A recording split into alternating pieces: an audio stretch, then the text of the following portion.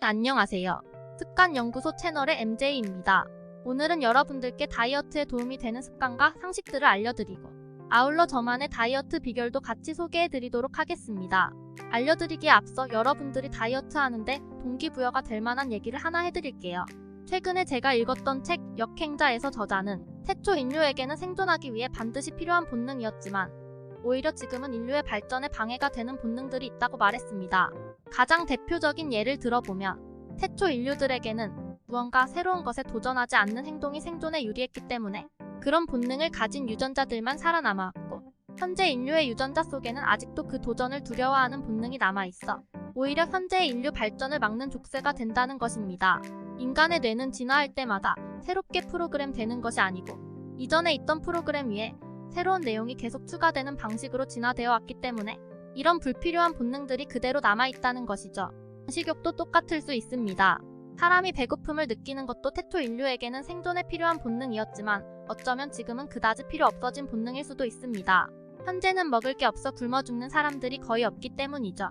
식욕이라 불리는 이 본능은 우리 몸속에 에너지가 이미 충분한데도 계속 음식을 먹어서 몸속에 비축해두라고 지시합니다. 그 결과 현재에는 이 본능이 수많은 사람들에게 비만을 초래하는 원인이 되어서 인류의 건강을 위협하고 있습니다. 책의 저자는 인간들이 이런 불필요한 본능들을 떨쳐버리고 역행해야 발전하고 성공할 수 있다고 말합니다. 그렇습니다. 식욕은 어쩌면 우리에게 불필요한 본능일 수도 있습니다. 어떤가요? 여러분들도 이런 사실에 동감하신다면 앞으로 다이어트를 해가는데 큰 동기부여가 되실 겁니다. 그럼 먼저 살을 빼시려는 분들이 착각하기 쉬운 잘못된 다이어트 상식들에 대해서 알아보겠습니다. 우리가 올바른 방법으로 다이어트를 한다면 체중이 초반에 줄어들다가 정체되는 시기가 반드시 옵니다. 다이어트 초반에 아무래도 자극적인 음식을 줄이다 보면 섭취하는 염분이 줄어들어서 몸속에 수분이 많이 빠져나가거든요. 그래서 다이어트 초반에는 비교적 빠른 시간에 체중이 많이 줄어듭니다. 우리 몸에 붓기가 빠지는 게 바로 이 시기예요. 그 후 몸에서 염분이 균형을 이루고 수분이 충분히 빠지고 나면 그때부터 지방이 본격적으로 빠지기 시작합니다. 지방이 빠질 때는 체중이 거의 유지되거나 진짜 아주 조금씩 내려갑니다. 왜냐면 지방 조직은 비중이 낮아서 무게가 거의 안 나가거든요. 그래서 빠져봤자 몸무게가 별로 차이가 안 나는 겁니다. 간단하게 표현하자면 근육을 물이라고 보면 지방은 스펀지라고 보시면 됩니다. 만약에 우리가 스펀지로 된 큰 옷을 입고 체중계 위에 올라가 있는데 그 스펀지 옷을 벗는다고 무게가 많이 줄어들까요? 거의 안 줄어들겠죠. 지방이 빠질 때가 바로 이런 상황이라는 겁니다. 스펀지 옷을 벗고 있는 상황인 거죠. 그러니까 지방이 빠져도 몸무게 변화는 아주 미미한 겁니다. 이게 정상인 거예요. 그런데 간혹 다이어트를 하는데 체중이 빠른 속도로 계속 일정하게 내려가는 경우가 있어요. 독하게 다이어트 하는 사람이 이런 경우가 많은데 안 먹고 계속 굶기만 하는 경우에 대개 이렇게 됩니다. 이건 근육이 손실되면서 몸무게가 계속 일정하게 내려가는 경우인데 아까 근육은 무겁다고 했었죠? 그러니까 근육이 빠지기 시작하면 체중이 주춤하지 않고 빠르게 계속 내려가는 겁니다.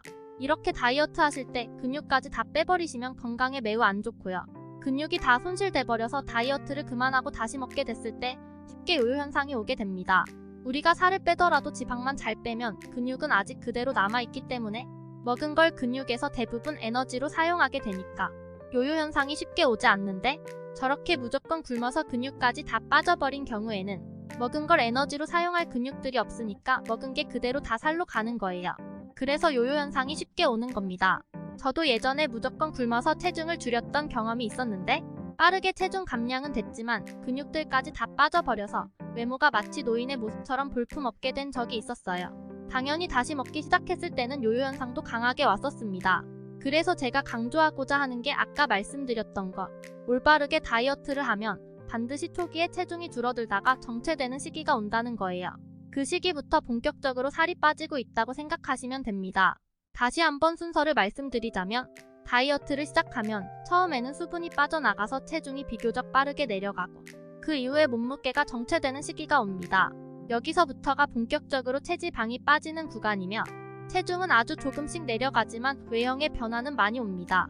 마치 우리가 거대한 스펀지 옷을 입고 있다가 이 스펀지를 조금씩 떼어내는 과정이라고 보시면 됩니다. 스펀지를 떼낸다고 체중이 확 줄어들진 않잖아요. 하지만 부피는 계속 줄어들겠죠. 제가 왜 이런 말씀을 자꾸 드리냐면 다이어트 하실 때 체중에 집착하시는 분들이 너무 많아서예요. 살을 뺀다는 건 체중을 줄이는 게 아니라 체지방을 줄이는 과정이거든요. 그런데 아니 나는 계속 이렇게 먹고 싶은 것도 참고 운동도 하고 있는데 몸무게는 왜 맨날 그대로야? 이렇게 오해하시고 좌절하시는 분들이 많거든요. 그래서 체중이 안 줄어든다고 포기하지 않으셨으면 좋겠고 오히려 그게 지극히 정상이고 건강하다는 거고 체중이 안 내려가는 와중에도 살은 계속 빠지고 있다는 거 이런 걸 좀 제발 알아주셨으면 좋겠어요. 다음으로는 앞으로 여러분들이 다이어트를 해나가는데 익히면 좋은 습관들을 몇 가지 말씀드려 볼게요. 다이어트는 평생 하는 거라는 말도 있는데 하루 이틀 하다가 끝내실 건 아니잖아요. 좋은 습관들을 갖추시는 게 당연히 좋겠죠? 첫째, 음식 천천히 먹기. 음식을 천천히 먹어야 적은 양을 먹고도 금세 배부른 걸 느낍니다. 천천히 오랫동안 씹어서 먹는 습관을 들입시다. 둘째, 음식을 담을 때 적은 양만 담기. 그릇이나 접시에 식사를 담을 때는 먹겠다고 결심한 양만큼만 담도록 합니다. 사람의 심리상 한번 담긴 음식은 남기기 어려우므로 처음부터 적게 담는 습관을 들이는 것이 좋습니다. 셋째, 식사를 했는데도 배가 고플 때는 커피 한 잔 마시기. 식사를 했는데도 배가 고플 때는 음식을 더 먹을 생각하지 말고 커피를 한 잔 마시는 습관이 좋습니다. 사람들은 커피를 마시면 무의식적으로 식사가 끝났다고 느끼거든요. 넷째, 공복에는 보리차나 옥수수 수염차를 자주 마셔라. 보리차나 옥수수 수염차는 카페인도 없고 따뜻하게 마시면 구수하니 공허한 속을 부드럽게 달래줍니다. 다섯째, 그래도 배가 고플 때는 이 느낌이 건강해지는 신호라고 생각해라. 최근에 어떤 의사는 건강해지는 최고의 비결이 바로 굶는 거라고 했습니다. 배에서 꼬르륵 소리가 날 때마다 조금씩 젊어진다고 하잖아요. 계속 굶기만 하면 당연히 건강에 안 좋지만 적당히 공복을 계속 유지하는 게 최고의 건강 비결입니다. 저 역시 배고픔을 견디기 힘들 때가 많지만 배불러서 움직이지도 못할 때를 생각하며 차라리 배고픈 게 더 낫다고 생각 들 때가 많더라고요. 이런 좋은 식습관들이 바로 여러분들이 하셔야 될 다이어트입니다. 저희 나라에서는 다이어트가 살을 빼기 위한 일련의 행동들, 즉 식사와 운동을 합친 개념으로 사용되고 있는데요. 원래는 살을 빼는 게 아니라 말 그대로 먹는 것, 즉 식습관을 얘기하는 겁니다. 원래 저는 식습관이 굉장히 안 좋았어요. 맨날 배달 음식 시켜 먹고 폭식하고 술 마시고 이렇게 살다 보니까 뒤룩뒤룩 살찌고 몸도 둔해지고 게을러져 있더라고요. 여기서 더 문제는 몸만 게을러진 게 아니라 머리도 같이 게을러져 버려서 아무 생각 없이 살게 된 거였습니다.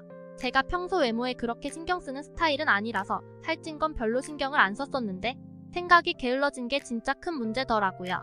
제가 살면서 여러 번 느꼈었는데 적당한 공복 상태일 때가 머리가 가장 잘 돌아가더라고요. 반면에 배부를 때는 아무 생각도 안 하고 싶고 그냥 자고 싶기만 해서 인생의 목표에 대한 생각도 없이 그냥 대충 살게 되더라고요. 그래서 원래 저는 살을 빼고 싶었던 게 아니라 좀 더 생산적인 생각들을 많이 해보고 싶어서 다이어트를 결심하게 되었습니다. 그 결과 예전보다 훨씬 많은 생각들을 해볼 수 있게 됐고 머리가 전보다 부지런해진 게 바로 느껴졌어요. 여기까지만 해도 목표를 달성한 건데 몸무게를 재보니까 3주 만에 무려 10kg이 빠져 있었습니다. 어떤 방법으로 그렇게 할 수 있었냐고요? 제가 했던 다이어트 방법은 굉장히 간단합니다. 바로 배가 부르지 않게 먹는 것. 이게 전부입니다. 제가 앞서서 식욕이 인간에게 불필요한 본능일 수도 있다고 말씀드렸었죠. 이 본능을 역행하면 되는 아주 간단한 방법입니다. 배가 고플 때 식사를 하긴 하는데 배고프지 않을 정도로만 식사를 하시면 됩니다. 이것만 지키시면 벌써 다이어트는 끝난 거나 다름없어요. 어떤 음식을 드시던지는 상관없습니다. 다만 식사를 하시고서 배부른 느낌을 받으시면 안 됩니다. 배가 부르면 우리 뇌는 빨리 잠을 자서 먹은 것을 지방으로 저장해 라고 명령할 겁니다. 단순히 그냥 배부르지만 않으면 되는 겁니다. 살을 빼긴 빼야겠는데 머리 아프게 식단 짜고 영양 비율 생각하시기 귀찮으시잖아요. 일할 시간, 자기 개발할 시간도 부족하고 이것저것 신경 쓸 일도 많은데 다이어트까지 신경 쓰시기 귀찮으실 때는 그냥 단순하게 저처럼만 해보세요. 본능을 역행하기만 하면 됩니다. 식단을 어떻게 짤까 고민할 필요도 없습니다. 그냥 배부르지만 않으면 되는 겁니다. 제가 한 끼 식사할 때 어느 정도 양을 먹냐면 한 끼에 손만두 3개 정도, 한 끼에 닭 가슴살 1팩 정도, 한 끼에 삶은 달걀 3개 정도, 한 끼에 참치캔 150g짜리 하나 정도 됩니다. 식당에 가서 먹은 적도 있었는데 초밥집에 갔을 때는 초밥 4개 정도 먹었고요. 그 전기구이 통닭 있죠? 그것도 먹었었는데 뭘 먹든지 간에 상관없이 배고프지 않을 정도로만 먹었어요. 이렇게만 하면 살 빠지는 건 금방입니다. 성공이에요. 여기까지만 해도 성공인데 나는 건강도 좀 챙기겠다 하시는 분들이 있을 수 있어요. 식사량이 너무 적어지면 필수 영양소들이 부족해서 건강에 안 좋을 수도 있거든요. 그래서 종합 비타민 정도는 꼭 챙겨 드시고요. 원활한 대사를 위해서 오메가3도 같이 챙겨 드시면 좋습니다. 여기서 중요한 건 영양제로도 섭취할 수 없는 게 바로 물이랑 식이섬유소예요. 그래서 물을 자주 드시는 게 매우 중요하고, 오이나 방울토마토 같은 채소를 식사하실 때 같이 드시거나 간식으로 드시는 게 좋습니다. 과일도 있긴 한데 과일은 칼로리가 높아서 살찌기 쉬우니까 조금만 드시고요.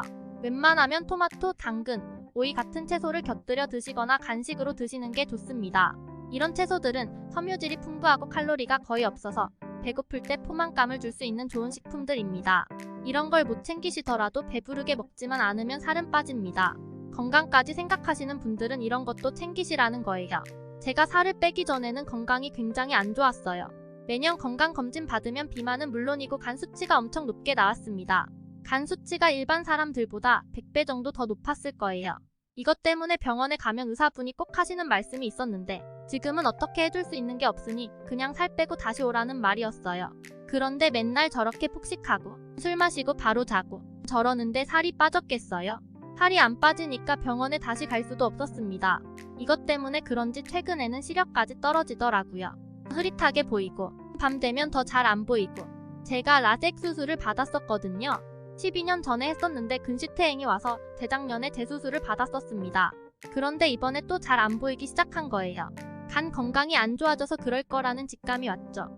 그런데 다행히도 이번에 살이 빠지고 나서 다시 선명하게 보이기 시작했습니다.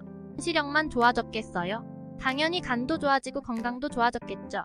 이제 다음 건강검진 때는 당당하게 병원에 갈 수 있을 것 같네요. 이렇게 살을 빼고 나니까 건강해지는 것 말고도 다이어트가 주는 장점들을 많이 느낄 수 있었는데요. 제가 그 장점들을 정리해 봤습니다. 첫째, 몸과 마음이 부지런해진다. 몸과 마음이 부지런해지면 살면서 많은 일들을 계획하고 실행하는 데 큰 도움이 됩니다. 둘째, 시간이 절약된다. 전에는 배고플 때마다 배달의 민족 어플 켜서 뭐 먹을지 고민하면서 허비하는 시간들이 엄청 많았어요.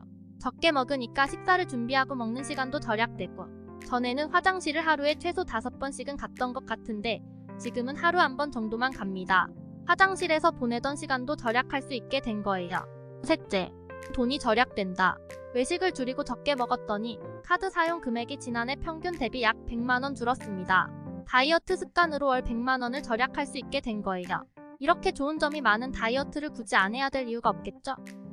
이렇게 다이어트의 장점들까지 알아봤는데요. 여러분들의 다이어트에 동기부여가 좀 되셨나요? 앞으로 저희 채널에서는 흡연, 음주, 수면 등 사람들이 관심을 가지고 있는 다양한 습관들에 대해서도 계속 다뤄볼 예정입니다.